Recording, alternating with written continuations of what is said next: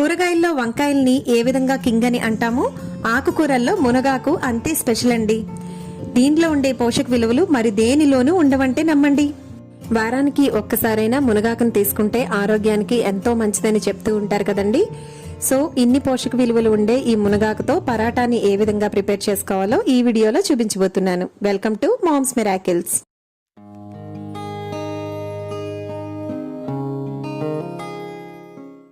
ఈ మునగాకు పరాటాని ప్రిపేర్ చేసుకోవడం కోసం మునగాకుని ఒక 2-3 సార్లు వాటర్లో బాగా వాష్ చేసుకుని ఒక కడాయిలోనికి తీసుకోవాలి.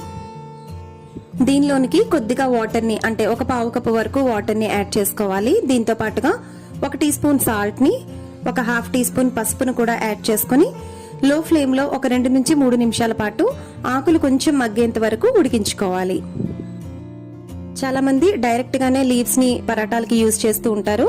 అలా అయితే కొంచెం పచ్చివాసన అనేది వస్తూ ఉంటుంది. కాబట్టి ఇలా కొద్దిగా ఉడికించుకుని యూజ్ చేస్తే గనక టేస్టీగా వస్తాయి. మునగాకులు మగ్గేలోపు ఒక మిక్సీ జార్లోనికి 3 నుంచి 4 పచ్చిమిరపకాయల్ని, 1 టీ స్పూన్ జీలకర్ర, 1.5 టీ స్పూన్ వరకు కారాన్ని కూడా వేసుకోవాలి.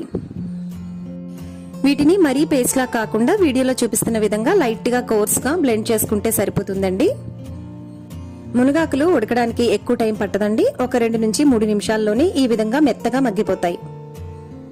పరాటాలని ప్రిపేర్ చేసుకోవడం కోసం ఇక్కడ నేను 2 కప్పుల గోధుమ పిండిని తీసుకుంటున్నాను. మీరు కావాలంటే 1 కప్పు గోధుమ పిండిని, 1 కప్పు మైదా పిండిని కూడా యూజ్ చేసుకోవచ్చు. దీనిలోనికి కొంచెం సాల్ట్ ని వేసుకోవాలి.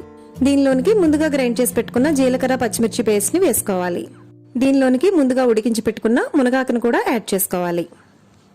దీనిలోనికి 1 టీ స్పూన్ వరకు అల్లం వెల్లుల్లి పేస్ట్ ని, ఒక హాఫ్ టీ స్పూన్ వరకు కొద్దిగా గరం మసాలాని కూడా యాడ్ చేసుకోవాలి. దీనిలోనికి కొద్దిగా వాటర్ ని యాడ్ చేసుకుంటూ చపాతీ పిండిలాగా కలుపుకుంటే సరిపోతుందండి. ఈ మిక్సీ జార్లోనే కొంచెం వాటర్ ని వేసుకుని ఆ వాటర్ ని నేను ఇక్కడ చపాతీలు కలుపుకోవడానికి యూజ్ చేస్తున్నాను. ఇలా చపాతీ పిండిలాగా కలుపుకున్న తర్వాత దీనిలోనికి 2 టీ స్పూన్స్ వరకు ఆయిల్ ని యాడ్ చేసుకోవాలి. చూస్తున్నారు కదా, ఈ పిండిని ఇంత సాఫ్ట్ గా కలుపుకుంటే గనక పరోటాలు అనేవి మనం చేసేటప్పుడు చాలా మెత్తగా సాఫ్ట్ గా వస్తాయండి.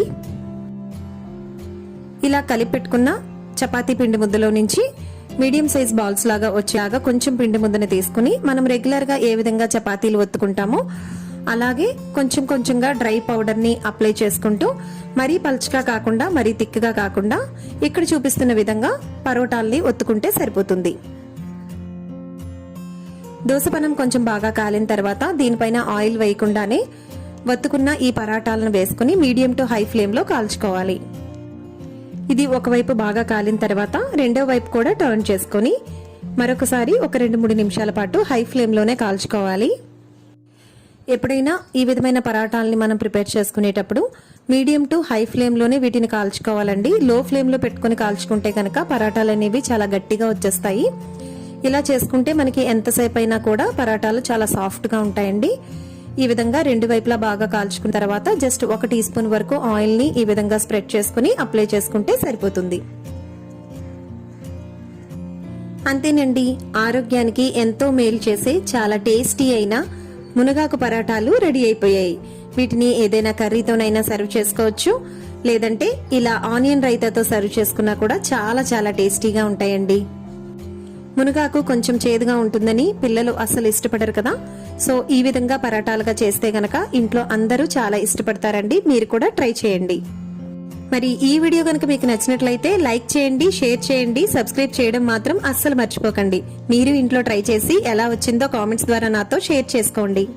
ఫర్దర్ నోటిఫికేషన్స్ వెంటనే మీకు రావడం కోసం పక్కనున్న బెల్ ఐకాన్ ని ప్రెస్ చేయడం మర్చిపోకండి. మరిన్ని టేస్టీ వంటలతో మరొక వీడియోలో మళ్ళీ కలుసుకుందాం.